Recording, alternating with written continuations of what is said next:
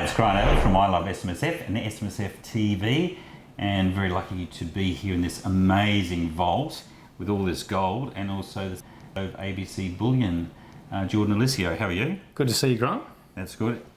Just as an insight, we've got a kilo bar there. How much is that worth at the current rate? So a kilo bar is around $55,000 at today's price. So there's 32.15 ounces of gold in a kilo. So yeah, about 55 grand at today's prices. Beautiful. Wouldn't that be nice to have around? Gold's obviously, with SMSFs, you're starting to see a bigger impact over the last, probably since the GFC. A bigger take-up of gold, and what's the feedback you're getting from clients? Yeah, absolutely. So ABC Bullion's been trading gold with clients in Australia for 45 years, but SMSFs in particular, really the last 15 years, but after the GFC in particular is when they really started moving in en masse. And look, the main driver for them is low interest rates and a desire to hold something that's sort of uncorrelated to the ASX. They want something that tends to do well whenever shares fall a bit. So those are the two drivers for gold. I know there's a lot of obviously pretty erudite people like James Rickards and all those guys talking about gold as a strong hedge in case not the monetary system collapses, but there's a lot of debt out there. So do you want us to give a bit of insight around that?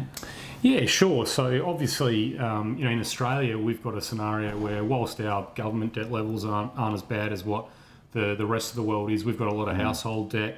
If you look at the United States, Europe, they're obviously still really struggling with the debt problems that first reared their head with the GFC flared up. And I suppose when you talk about some of those analysts that are out there, what they're talking about is there really is no easy way out from those debt levels. So governments, central banks are very likely to try and inflate the problem away. So for years that probably is going to mean that the return on cash in a bank account or a term deposit's not going to be particularly strong. So gold is a natural alternative. The long run return on gold is nearly 10% per annum. So that's much better than the 1 or 2% you're lucky to get in a bank account. Yeah, and obviously if you're in a pension stage where you need to have that income, you can't necessarily have gold, but people have, 10, 20, 30% of their portfolio in gold? Yeah, it's a really interesting question, Grant. So a couple of years ago, we surveyed our SMSF clients, and we've got thousands of them in Australia now, and we asked them what percentage were they looking to invest or had they invested. And look, a few said 30 or above, but by far the most common answer was between 10 and 20%. So you're talking investments of around $100,000 to $200,000 as a general rule. Which seems to be pretty typical, doesn't it, really? Absolutely. And look, some people just go, let's say they're doing 200 grand, they might just buy 4 kilos of gold. But the beauty of gold is you can obviously buy it in bars that are as small as an ounce, in fact, even smaller if you want. So a lot of people, even if they're only investing, say, 30, 40, 50,000, they might buy 21 ounce bars rather than 1 kilo. It's an investment that's accessible irrespective of your budget. It sits here in the vault. That's exactly right. That's exactly right. A friend of mine, when I said, look, I've invested a bit in gold, he said, well, why would you do that? Why wouldn't you just buy gold stocks? So what should I have said to him? Yeah, it's an interesting question. And look, I love gold stocks myself. I've got some in my portfolio, and obviously as the largest private refinery in Australia, the gold miners are our clients. We buy gold and turn it into those bars. Look, the difference between the two... You've seen some bust and some take off, so it's also the management. That's exactly right. So, it's potentially a more lucrative investment, but far riskier being in the gold stocks. So, look, each to their own, but what I try and say to people is, look at the gold stocks as part of the equity component of your portfolio. The gold is much more a defensive play. So you can actually do both. You can do both, absolutely. ETFs. Yeah, ETFs, interestingly, obviously you can use a gold ETF. But many of them actually backed by gold, or they're synthetic? Well, that's the issue. Some of them are synthetic. And the big point that I'd make about ETFs is, we're sitting in a gold vault here.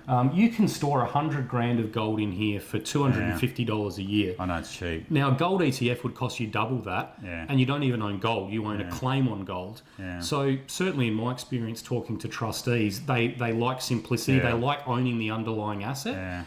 So when it comes to gold, you actually can buy and own the real thing cheaper than you... Fake gold. Rather than the securitized alternative. stick with the real products. Yeah, look, I always get concerned, particularly after we went through the GFC and all the synthetics, and you can see what happened with this, all the CEOs and all of that. It's the same thing as if it goes down again. You just don't know who's the counterparty. So if counterparties drop out, there goes your gold. That's exactly right. And look, we offer at ABC, we also offer a pooled gold account, which is kind of similar to an ETF in some ways. But the great advantage that our product offers, and what we say to our clients is, look, if at any time you want to come and take your gold, you can come in and get it that day. Yeah. If you own a gold ETF, there is really no ability to claim the underlying asset. Yeah. So again, it's just a far riskier proposition.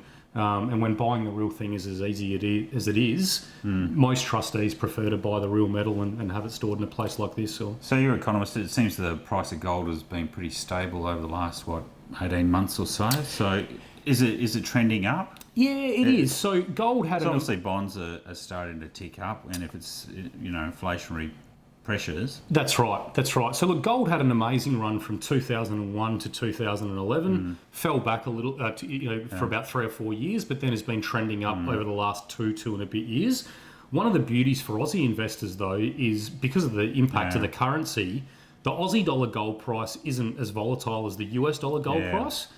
So probably as a final reason trustees are getting into gold now is they're thinking, look, I want a bit of a hedge in case the Aussie dollar falls, but I don't want to go and pay sky high prices for international equities. Yeah. So they're buying gold as well. They get the inflation hedge, you name it, but they also get some currency diversification.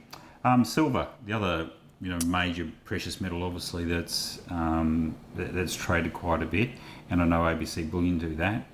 Comparison between the two, or just different ones? Obviously easier to trade and use, and that's right. So gold is definitely much lower cost in terms of the trading costs and even the storage costs. If as I say, you can have $1 million of gold stored in a small vault here. That is your vault, so you probably have got $1 million there. Well, unfortunately, my vault's still down there. That's right. When I've retired, I hope I've got one at the bottom. Yeah. But obviously, you need a lot more space to store the silver. You name it, but. Silver right now is incredibly cheap. It's you need roughly 80 ounces of silver to buy 1 ounce of gold. Yeah. That ratio historically has been closer to like 40 to 1. So you're like double, potential upside. That's right. Why do you think that is? Are the market makers just dumping it, or people going short on it? Oh, look, you've got hedge funds are sort of short right now, which is sort of keeping the price of silver a little lower than what it otherwise might be. Also, but there's a chance to buy, though. Look, from my perspective personally, I've got a large portion of my wealth in precious metals already.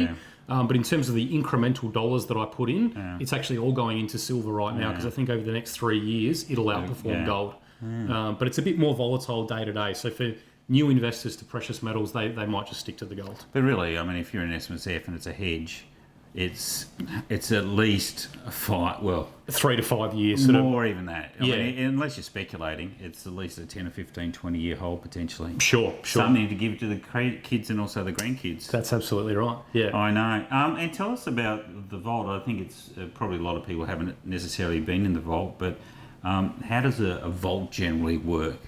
Yeah, so a vault like this... Obviously a lot of security and stuff like that. That's right, yeah. So obviously we're underground in Sydney here where we are. There's room for about 5,000 private vaults in this space.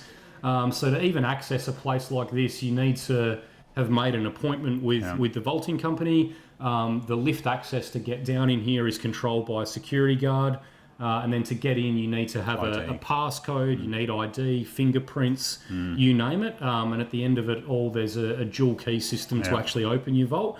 So look, the latest in sort of cutting edge technology and security, it's monitored 24 hours by 2 separate security companies. So whether you're storing gold for your SMSF, jewellery, other valuables, this is... Documents. That's exactly right.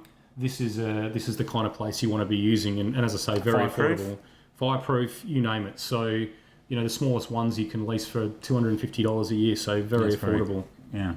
So there we have it from Jordan, who knows everything about gold and silver. So all these details are up on the screen. So if you'd like to look at, particularly in your SMSF, put something solid away, and not only for your current or the future, but also potentially carry over to the next generation, leave a legacy there. Obviously, gold has been around a long, long time and will continue to do so. Monetary currency, no one can guarantee that. That's right.